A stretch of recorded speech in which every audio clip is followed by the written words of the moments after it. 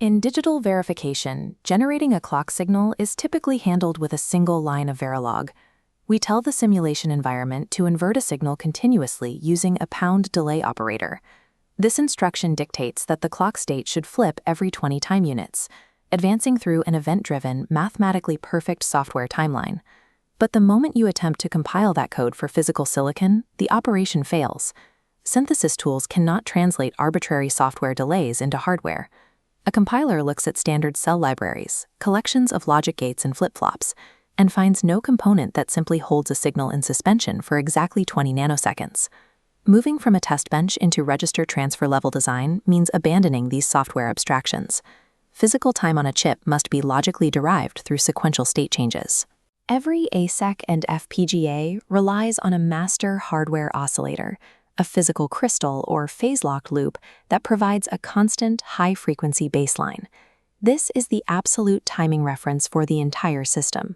Any peripheral or subsystem requiring a slower operating speed must have its clock domain mathematically derived from that high-frequency baseline. This derivation happens inside a synchronous frequency divider, a dedicated module constructed entirely of sequential logic that counts the master pulses to generate a slower rhythm. We are going to architect one of these dividers using foundational digital logic, and then apply modern system Verilog constructs to optimize the module for maximum scalability.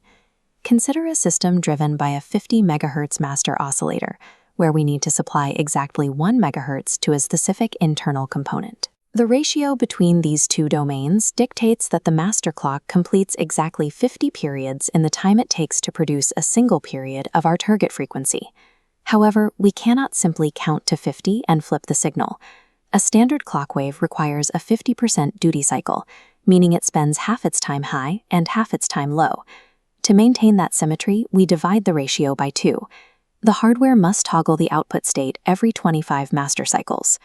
Generating physical time is strictly an exercise in precise threshold-based counting. We begin by defining a sequential block of logic that triggers exclusively on the positive edge of the master clock. The first priority within this block is hardware initialization. An active reset condition must explicitly force both the internal counter and the output clock to 0, ensuring a known starting state. Once running, the accumulator evaluates the counter against the half-period threshold. As long as the count remains below 25, it ticks upwards by 1 on each master edge. During this accumulation, the RTL explicitly commands the target output clock to maintain its current state. Relying on implicit memory causes the synthesis tool to infer unwanted latches. When the counter equals the half-period threshold, the logic executes a two-part trigger. The counter resets to 0, and the target clock state is inverted. This continuous loop of tracking master edges and periodically inverting a register creates a stable, synthesized, low-frequency domain out of a fast hardware baseline. The logic executes perfectly, but the architecture breaks down under changing requirements. If the engineering specifications suddenly demand a 1 kHz clock instead of 1 MHz, the module faces a scaling problem. A standard Verilog 2001 implementation hard-codes the bit width of the internal register. Lowering the target frequency requires a significantly higher threshold count, which easily spills past the maximum capacity of the existing binary array. If the variable width is too narrow, the counter overflows, and the clock period becomes completely inaccurate. If the designer manually over-provisions the array to prevent overflow, they permanently lock up unused physical logic gates on the die. These static width declarations create brittle intellectual property. Every time the timing architecture changes, engineers are forced to manually recalculate and edit the widths of their internal variables. We solve this by refactoring the design using the strict verification-grade constructs of System Verilog. First, we replace the legacy reg and wire keywords with the modern logic data type.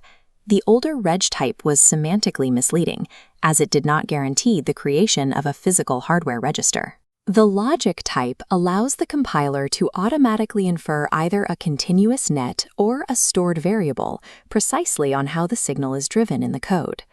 Next, we swap the general-purpose always block for the strict always FF procedure. This specific block instructs the synthesis tool that the contained logic must resolve into discrete physical flip-flops. If the designer accidentally writes a combinational loop or an incomplete assignment, the compiler immediately flags an error rather than silently generating a latch. This semantic precision ensures that the text files describing the system accurately represent the hardware limits of the target silicon, significantly reducing late-stage bugs. Finally, we eliminate the parameterization bottleneck by dynamically sizing our internal variables using the System Verilog clog2 math function. Instead of hard-coding a bus width, we pass the half-period parameter into this function. The compiler calculates the ceiling log base 2 of that integer at compile time to determine exactly how many bits are required to store it. This guarantees the resulting hardware is always perfectly sized. Whether the required ratio is 3 or 3 million, the register scales to match, preventing overflow and conserving every possible logic gate. This waveform confirms the final synthesized behavior. Tracking the data rows, we see enable held at 0, permitting the accumulator to operate. The counter bus iterates to its target threshold and resets, driving the synchronized toggling of the out 0 clock. By pairing sequential accumulator logic with System Verilog's explicit types and mathematical parameters, we yield clock generation logic that is scalable across any target frequency and robust enough for physical silicon.